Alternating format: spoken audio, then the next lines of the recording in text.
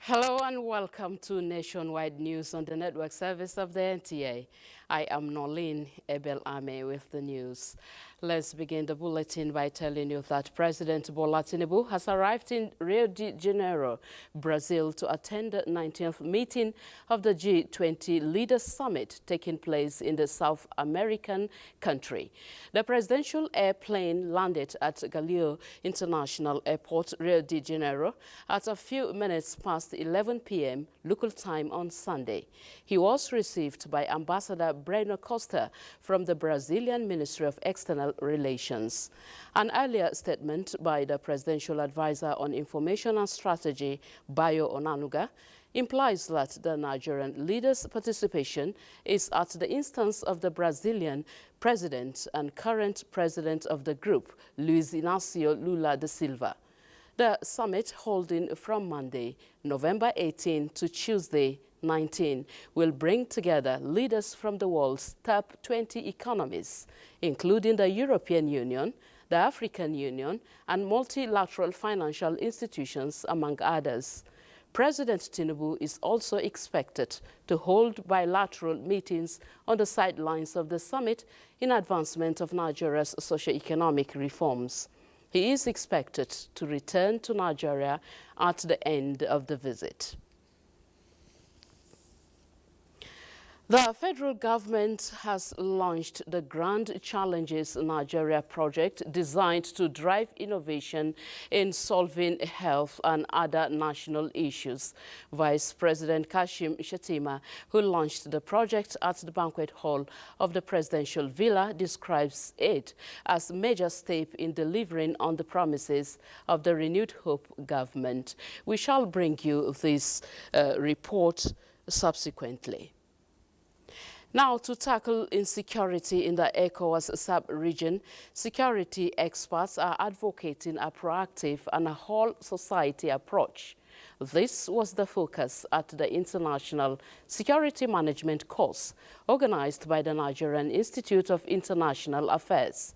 Chief of Defense Staff Chief General Christopher Musa, in a message to the forum, stressed the need for collaboration to enhance effective security management in the ECOWAS sub-region.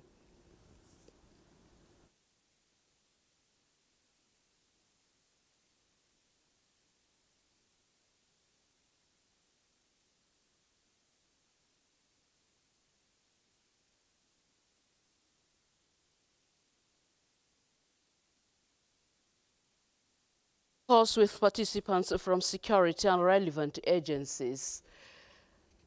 Moving on, the Nigerian Army Resource Center has commenced strategic leadership training for military, paramilitary personnel and civilians. Defense correspondent Ismail Musa reports that the initiative aims to develop customized solutions to address key challenges, particularly in national security. Military, paramilitary officers and civilians here at the Nigerian Army Resource Center for strategic leadership training. The focus is to develop grassroots solutions to tackle pressing challenges, including security issues. So you need to take decisions for everything that happens. And that's why we emphasize leadership at the center. Not just for those at the top, but even the single soldier or the single individual in the street. If he knows what to do and is ready to do it, I think things will be better. And that's the emphasis we are laying for everybody who comes here. The challenges are multidimensional. But the center believes getting it right at the strategic level will go a long way in addressing them. It has always been our interest to look to collaborate with the Nigerian Army Resource Center to build the resources, to build the capacity, and to do everything we can to ensure that Nigeria becomes far more secure than it has always been. At the end of the program, participants are expected to hit the ground running in their various areas of responsibility. In Abuja, Ismail Musa. Still on security, airstrikes conducted by the air component of Operation Fasan Yamma have successfully neutralized numerous terrorists and obliterated a critical arms depot and residents of notorious kingpin Malam Saleh, a loyalist of Dogodi Gidi in Palele, Shiroro local government area of Niger State. A statement by Director of Public Relations and Information, Air Commodore Olushola Akimboewa, indicates that as NAF aircraft swapped in, terrorists on motorcycles were spotted in the target area with swift and precise action. The NAF assets unleashed devastating strikes, obliterating the weapons cache and dealing a crushing blow to the terrorists. A secondary explosion confirmed the destruction of the ammunitions, crippling Saleh's capabilities. This bold operation is part of the NAF's logistics strangulation strategy aimed at disseminating terrorist strongholds and restoring peace to the region. While collaborating with surface forces, the NAF will maintain dominance through constant patrols, situational awareness, and targeted interdictions with a view to degrading the terrorist operational capabilities and protecting innocent lives. The National Center for the Control of Small Arms and Light Weapons is soliciting for enhanced partnership and synergy with stakeholders in its commitment of continuous mopping up of illicit arms to rid the country of crimes and criminalities. This was at the official visit of the National Coordinator of the Center, DIG Johnson Babatunde Kokumo, to Mina, the North Central Zonal Office of the Center. Mercy Fabi reports. The proliferation of illicit arms and light weapons has continued to constitute major drivers of violent crimes across sub-Saharan Africa, Nigeria inclusive, with most states in the country battling security challenges, rising up to nip in the bud the heinous activities of these undesirable elements, often perpetrated through the use of illicit arms and weapons, informed the decision of ECOWAS to mandate member states to establish the Center for the Control of Small Arms and Light Weapons. The visit of DIG Johnson Babatunde Kokumo retired to the North Central Zonal Office of the Center was to assess the operational readiness and capabilities in carrying out its mandates. And with the recent recovery of 844 assorted automatic rifles handed over to the center by the Nigerian Customs Service and subsequent investigation of those responsible for the weapons. In synergy, we are confident that we'll reap our communities, our society generally, of illicit arms proliferation. We are collaborating with all security agencies, and I'm very hopeful that all these vices will be a thing of the past. The center says it remains the only body through the Office of the National Security Advisor to prevent and control the use of illicit arms in the country. In Mina, Mercy Fabi, NTA News. In other news, Nigeria's First Lady Oluremi Tinubu says the task of ensuring that every child grows up in an environment that is safe, nurturing and free from harm is a collective responsibility. This was in her statement marking the 2024 UN Day for the Prevention of and Healing from Child Sexual Exploitation, Abuse and Violence. She notes that child abuse, whether through sexual exploitation, child labor, trafficking and rape in particular, all are grave crimes that are detrimental to a child attaining their full potentials. She says these acts defy the very essence of humanity and calls on members of the society to be their brother's keepers by watching out and reporting any such incidents to the appropriate authorities. Advocating a common voice to align with strategies to scale up global business opportunities was among issues discussed at a meeting heralding the 13th United Human Rights and Business Forum in Lagos. Lynn Leneke reports that the meeting with representatives from government, civil society, groups and the private sector was organized by Office of the High Commissioner of the United Nations Human Rights and UN Global Compact Network, Nigeria. With the emerging trends in various sectors of the 10 Sustainable Development Goals, the need to evolve strategies to address challenges experienced across the globe remains critical to this meeting. Expected to brainstorm and come up with a workable, actionable plan for Nigeria's priority areas that will be presented at the 13th United Nations Forum on Business and Human Rights in Geneva soon. It's very critical for Nigeria because this is made up of a group of stakeholders who are trying to mainstream human rights into business practices in Nigeria. They want to make sure that there's responsible business conduct that puts people at the center, that businesses, in addition to profit, are also making sure that they're taking communities along with them.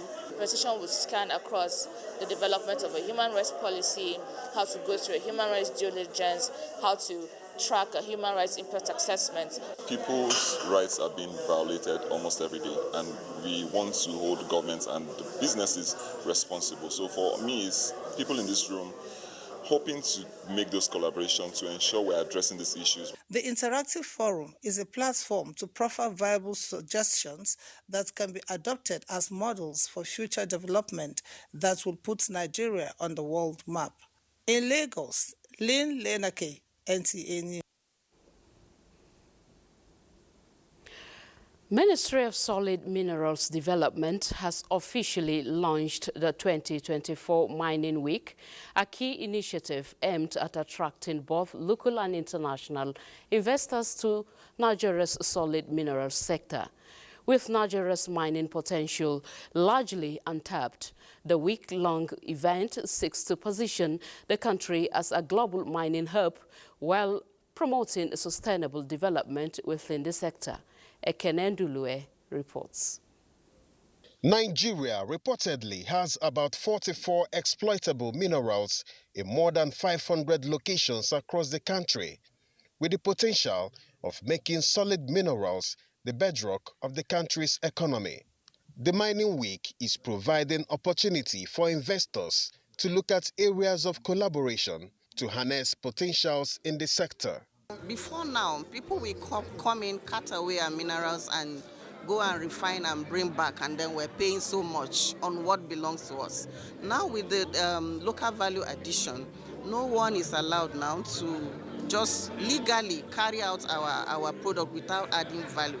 Now this is creating jobs for Nigeria. Discussions that followed aims to equip Nigerian mining companies with tools to attract investments. Focus really is to help small mining businesses position themselves sufficiently to attract the kind of investment, and on the government side also to take another look at the policy framework. The next few days is expected to foster more partnerships with highlights on Nigeria's commitment to develop a sustainable mining sector. Ekene Ndulue, NTA News. In other news, the federal government says it's committed to data sanctity and positioned to leverage fit-for-purpose statistics for planning and implementation of renewed hope programs.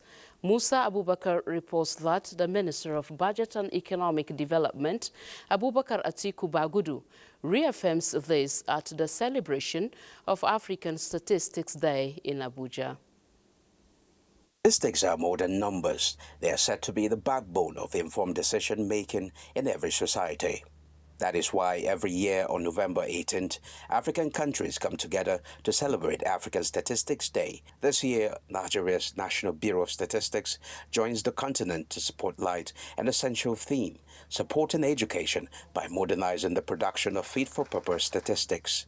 This celebration is a call to action for policymakers to invest in data production systems that prioritizes inclusivity and quality. Sanctity of data is the watchword in Nigeria under President Bola Ahmed Tinubu. We have recognized as a government and given independence to the National Bureau of Statistics. Modernized statistical systems are essential for understanding enrollment trends, literacy rates, and disparities in educational access.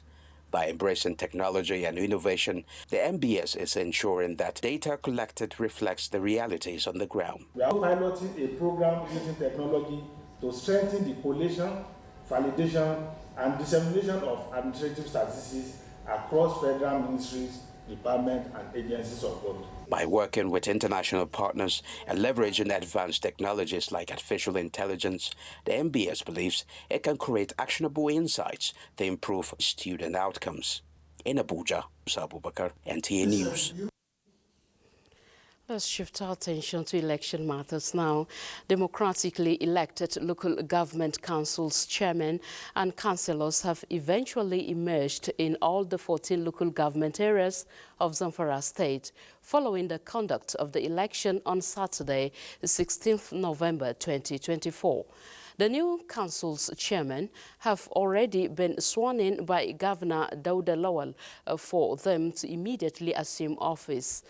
Jamilu Ibrahim takes a look at the people's expectations from the newly inaugurated local government councils. Awaited local government councils election in Zamfara state has come and gone, as those declared winners of the contest are set to replace the caretaker committees that have been running the affairs of the councils for more than 5 years. The newly elected chairmen were sworn in, signifying the dawn of a new era in the administration of the 14 local government councils in the state. The new councils are coming on board, obviously, amid very high expectations from the electorate, especially the rural communities. They have come at a time when people are agitating for more dividends of democracy, when issue of insecurity is very high, when people are grappling with what to feed. Their priority is their people, the development that they will bring to their people.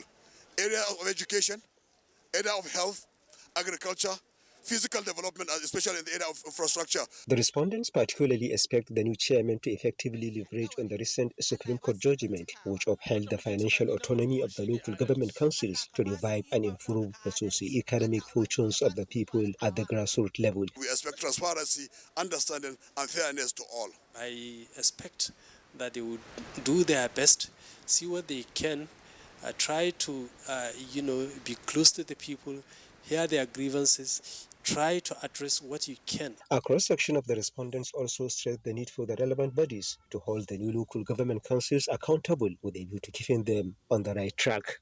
In Gusau, Jamilu Ibrahim, NTA. Jamilu Ibrahim still joins us live from Gusau to give us more information on the just concluded chairman and councillors election in Zamfara state. Hello, Jamilu. Good evening to you. Can you give us a general assessment of the just concluded election?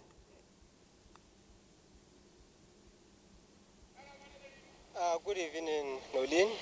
We are live in Gusau. As rightly captured in the background report, the local government council's election held on Saturday, 16 November 2024 in Zamfara State has ushered in the newly democratically elected chairmen and councillors across the 14 local government areas of Zamfara State, who have now taken over from the caretaker committees that had been running affairs of the council for the past 5 years. The chairmen have already been sworn in by Governor Dauda Lawal, where he described the election as peaceful and successful. And this was attested to by some local and international observers who observed the election. And many people from across the state who have attended the swearing ceremony of the newly elected local government council's chairman are full of high expectations as the new chairmen are coming on board at a time when the state is grappling with the security challenges across all the 40 local government areas of the state. So the major expectation, and in fact the common expectation among all the respondents who we have interviewed, is that their expectation is that the newly elected local government council's chairman will collaborate with the state and the federal governments towards finding a lasting solution to the protracted security challenges in their respective areas. According to them, this will give room for the revival of socio-economic activities in their areas. And the governor, during his speech, also made it categorically clear that the state government is ready to work in unison with the newly reconstituted local government council to achieve the desired objectives, especially in the area of achieving lasting security in all parts of the state. We also want the newly elected local government councils against running a different entity. Okay. He also wants the elected local government councils against running in isolation with the state government. He said they will join hands with the new council to move the state forward. Okay. Thank you very much. That's the situation for now. All right, good to know that, Jamilu. We appreciate your contribution from Gusau.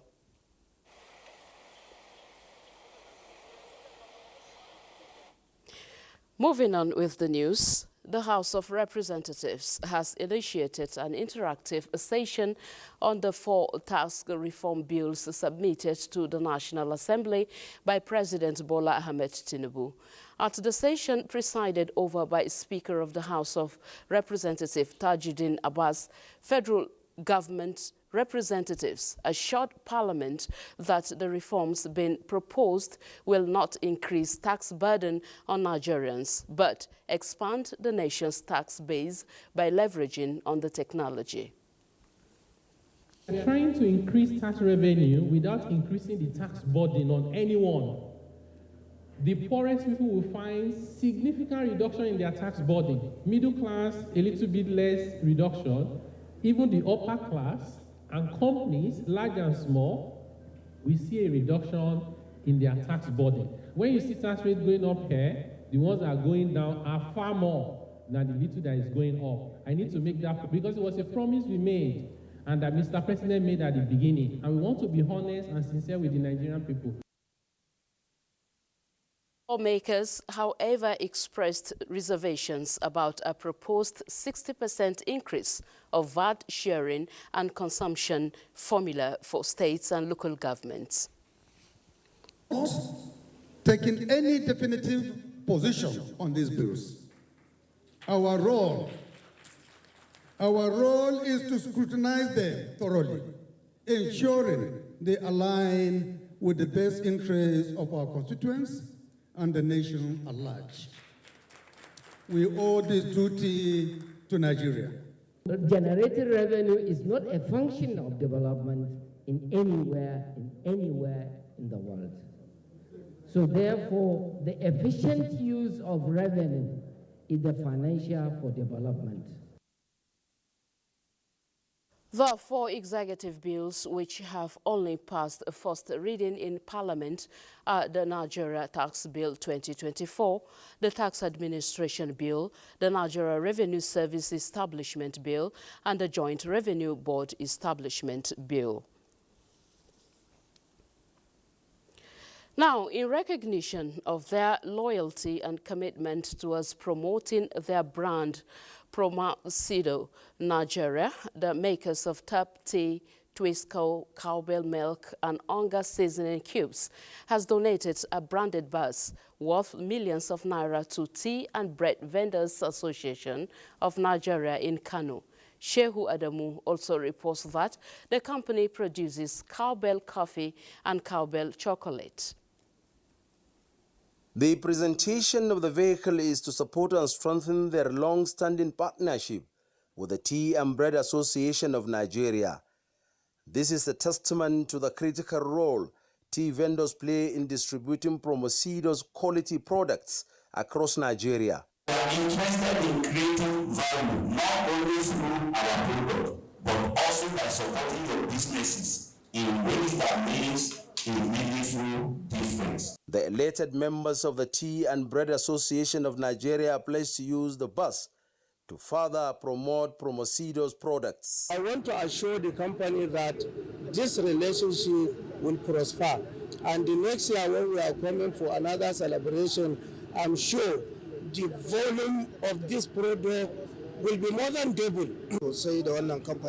We are very grateful to this company that provided us with this bus. We had been hoping for it. It will greatly assist us in our business activities.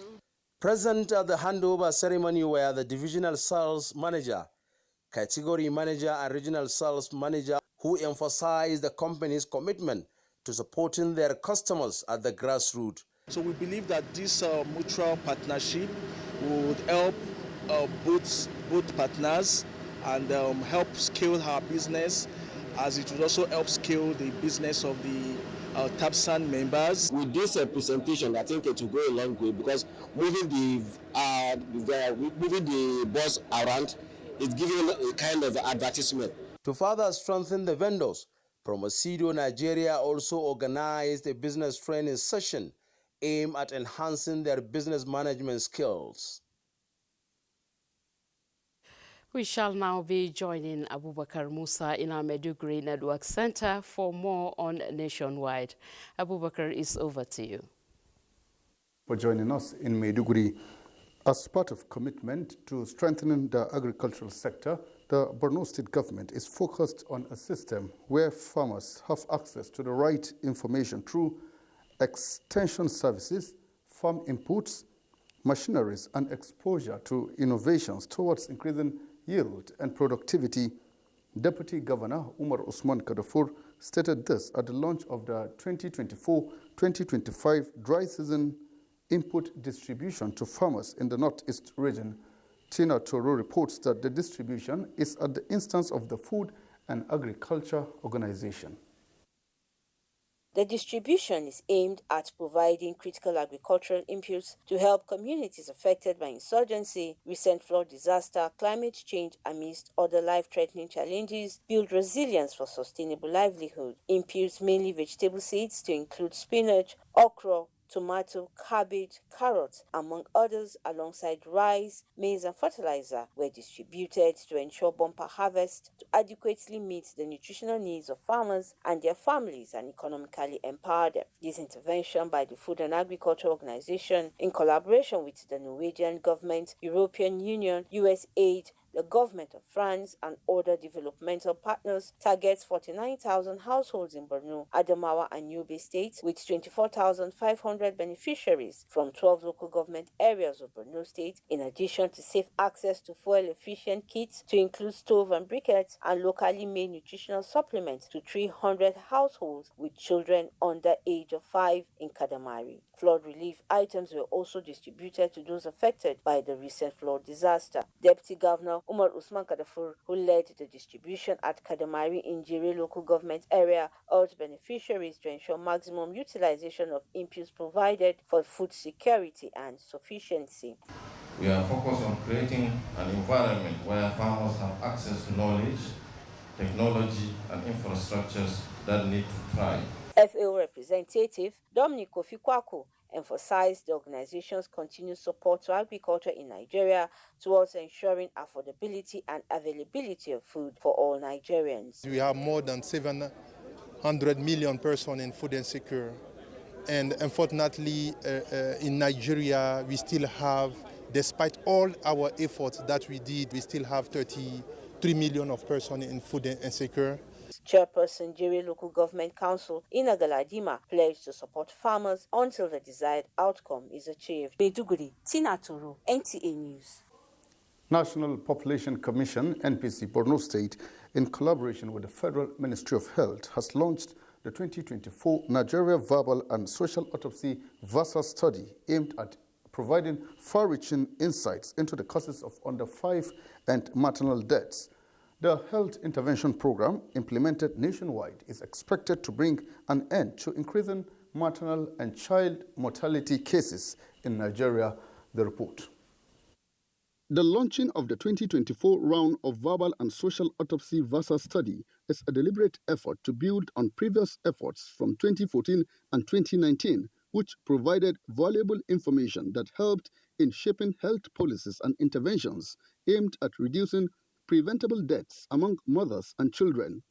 Expatiating on the 2024 Nigeria Verbal and Social Autopsy VASA study, Federal Commissioner, National Population Commission, Borno State, Isa Audu said the program is expected to collect essential data on both maternal and child mortality, focusing on the social and health-related factors that contribute to such tragic losses. The NDHS was conducted some time back, and certain areas have been identified. And these are the communities that this young, dedicated, trained VASA team will be visiting. Though Borno State government and traditional leaders have remained supportive to key activities of the National Population Commission over the years, renewed commitment, the Commissioner explained, is invaluable in ensuring that this particular study is well received and that all information gathered reflects the experiences and challenges within target communities for more robust national planning.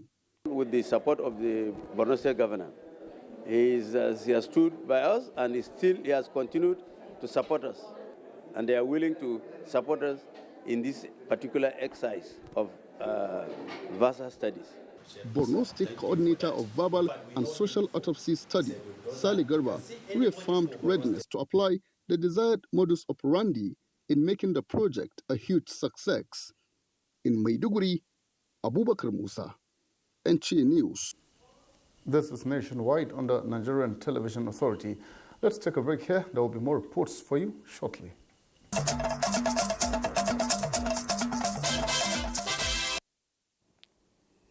Thank you for staying with us on Nationwide, and this is Abuja. President Bola Tinubu is currently attending the opening session of this year's summit of the G20 leaders in Rio de Janeiro. On arrival at the venue, President Tinubu, in company of First Lady Oluremi, was received by the host President Luis Inacio Lula da Silva. Leaders of member countries attending the event include President Joe Biden of the U.S., Indian Prime Minister Narendra Modi, Emmanuel Macron, among others. The first session of the summit is focusing on fight against hunger and poverty. The group, under his Global Alliance Against Hunger and Poverty, is encouraging members and other nations of the world to scale up finance and knowledge for human development.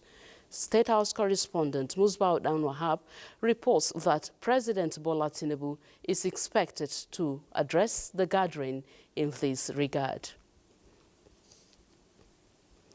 And back home, the past 60 years of the existence of National Library has not lost focus, but on the right track on actualizing the mandate set in 1964 when it began operations. The National Librarian and the Chief Executive of the National Library of Nigeria, Professor Chinwe Veronica Anunubi, said this at a media briefing as part of line activities to mark the 60th anniversary of the organization. She emphatically believed that the body, starting from modest beginnings into a network of libraries across the country that recorded strides in meeting the needs of all Nigerians, as well as serving as a rallying point for knowledge and information ecosystem. The dynamic repository of Nigeria's knowledge and cultural heritage. offering a solid backbone for education, literacy, research, and intellectual heritage preservation. The journey has been both challenging and rewarding, one that is marked by the unwavering commitment to preserve the nation's knowledge storehouse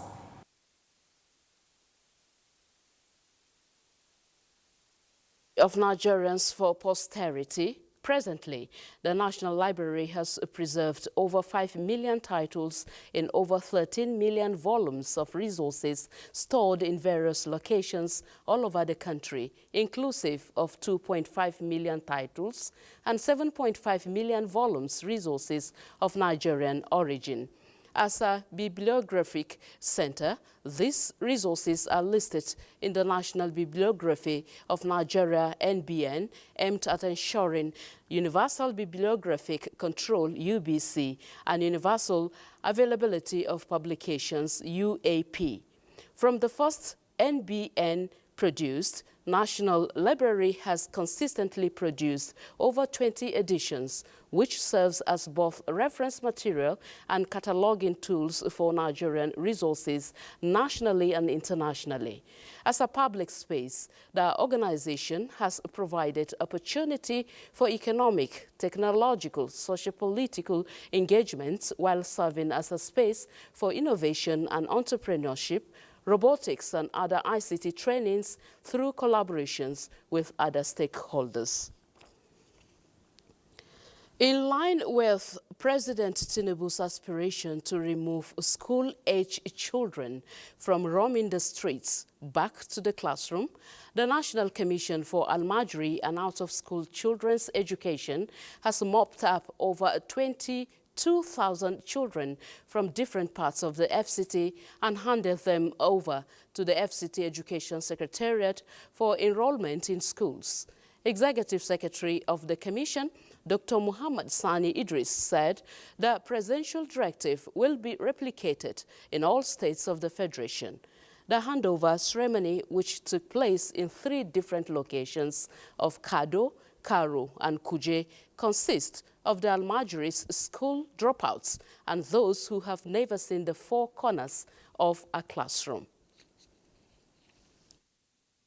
Mr. President has signed a pact with Nigerians and have taken it upon himself to take back to school over 10 million Nigerians that are roaming the streets, and therefore it is our duty to ensure that those 10 million Nigerians are back to school. The FCT Mandate Secretary, Dr. Nlami Hayu, received the children and their data that carries the children's names, their parents, addresses and contact numbers in the presence of parents and traditional rulers who promised support for the program's success. We are determined to create a conducive learning environment that meets the highest standard of safety and functionality, ensuring that all students have access to modern facilities that support their educational journey. The FCT Minister's vision to provide free education from primary 1 to JSS 3 for all the school-aged children in FCT. We shall now be joining Asmao in our Sokoto Network Center to present the next set of reports from that zone on Nationwide. Good evening, Asmao. Good evening and welcome to Sokoto on Nationwide. Sultan of Sokoto and President General Supreme Council for Islamic Affairs, Muhammad Saad Abubakar, has pledged traditional institutions unflinching support to the Nigerian Air Force to enable it discharge its mandate of maintaining security in the Northwest region and country at large. This is while receiving the Commander 119 Composite Group Nigerian Air Force Group Captain Umar Salihu Maibuhu on courtesy call at his palace. Bashir Ibrahim Nababa reports. The 119 Composite Group is a unit of the Nigerian Air Force located in Sokoto and is responsible for providing air support to the Nigerian military in the fight against bandits and other criminal elements in the northwest. The Sultan of Sokoto, Muhammad Saad Abubakar, expresses appreciation for the efforts of the Nigerian Air Force in maintaining peace and security in the country and pledges traditional rulers unwavering support to the cause. We are assured too, you will get such support because we know the importance of what we are doing here for security of this area. So security is very important. The new Commander 119 Composite Group Captain Umar Salihu Mebuhu acknowledges the Sultan's contributions to security forces and promised to continue to work tirelessly to ensure the safety and security of people of Sokoto State and the region. The Nigerian Air Force remains committed to its mission of protecting the country against internal and external security threats. From Sokoto, Bashir Ibrahim Nawaba, NTA News. A fatal auto crash involving a bus that occurred between Koko and Yauri in Kebbi State has claimed 5 lives, leaving others injured. The 18-passengers bus was traveling from Suru to Nasarawa State. Hassana Abubakar Koko reports. The passengers were reportedly farmers headed to Nasarawa for dry season farming. According to eyewitness, the accident occurred due to a tire burst, resulting in 5 instant fatalities and several injuries. District Head of Suru, Muhammad Bello, who confirmed the incident, described the accident as heartbreaking for the entire community. He urged drivers and stakeholders to ensure vehicles are roadworthy before embarking on journeys. We have accepted this in good faith, trusting that protection comes from God alone. However, He has also ordained protective measures. May God Almighty forgive the deceased. Bello Uba lost 2 relatives in the accident. The bus was fully loaded with seedlings and water pumps machines. Unfortunately, there were few people available to render support at the time of the accident. The driver did his best to control the vehicle, but unfortunately another rear tire burst. The bodies of the deceased victims have since been buried according to Islamic rites, while the injured are receiving treatment at nearby medical centers. Hassan Abubakar Koko, NTA News. It's now time for us to pay some bills, and when we return, Nationwide continues with Nolin in Abuja.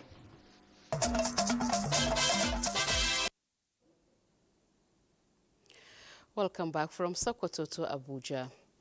The Honorable Minister of Arts, Culture, Tourism and the Creative Economy, Barrister Hannatu Musa Musawa, has expressed heartfelt congratulations to Nigeria's Chidinma Adesina on her outstanding achievement as the first runner-up of the 2024 Miss Universe pageant held in Mexico over the weekend.